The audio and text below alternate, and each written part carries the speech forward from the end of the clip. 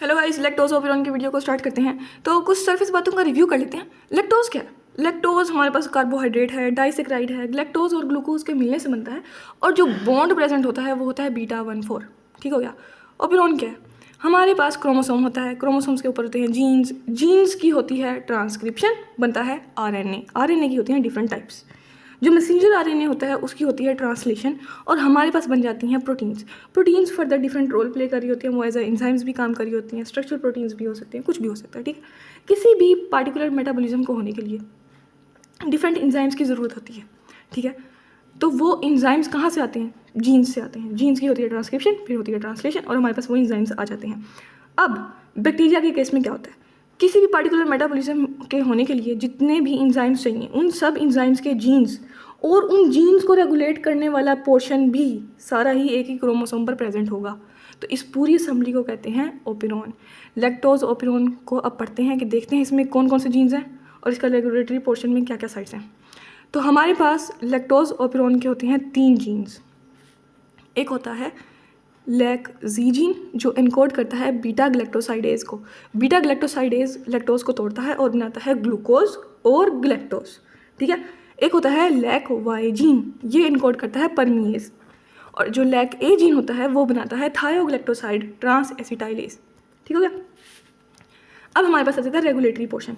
Regulatory portion की 3 sides हैं, promoter, कैप्साइड, operator. ठीक है, प्रोमोटर के साथ आके आरएनए पॉलीमरेज अटैच करेगा, वो इसकी ट्रांसक्रिप्शन कराता है।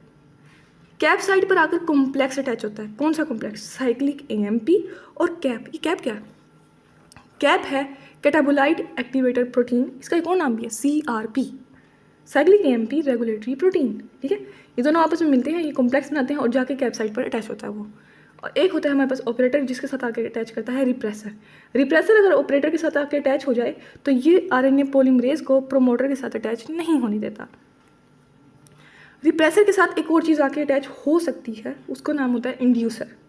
अगर रिप्रेसर के साथ आकर इंड्यूसर अटैच हो जाए, ठीक है, तो वो इसमें कॉन्फॉर्मेशनल चेंज लाता है और ये ऑपरेटर के साथ बाइंड नहीं कर पाता, जिसकी वजह से आरएनए पॉलीमरेज प्रोमोटर के साथ बाइंड कर सकता है। अब हम 3 केसेस पढ़ेंगे। एक वो जब हमारे पास हमारे जो बैक्टीरिया है उसको सिर्फ और सिर्फ ग्लूकोज ही अवेलेबल है, एक वो जिसमें उसे सिर्फ और सिर्फ लैक्टोज अवेलेबल है, और एक वो जिसमें उसे दोनों अवेलेबल हैं, लैक्टोज भी और ग्लूकोज भी।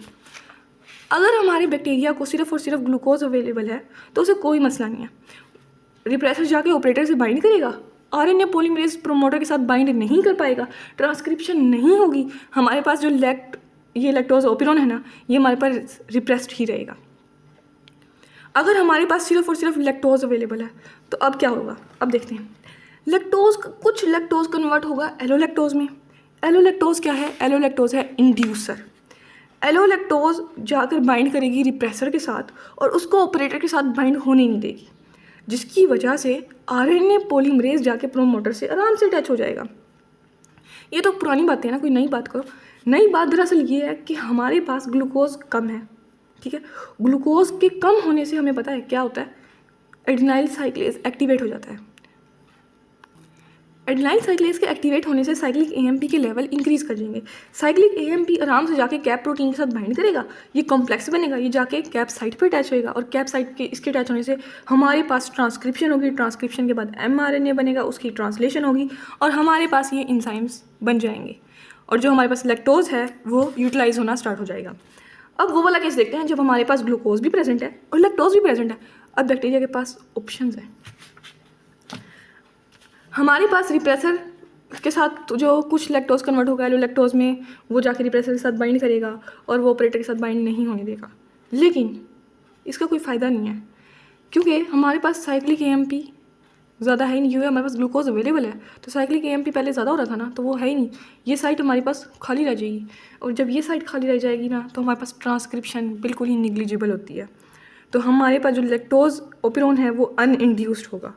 ठीक है, तो छोटी सी वीडियो है, अगर अच्छी लगी हो तो लाइक कर दीजिएगा, चैनल को सब्सक्राइब कीजिएगा। Thank you so much.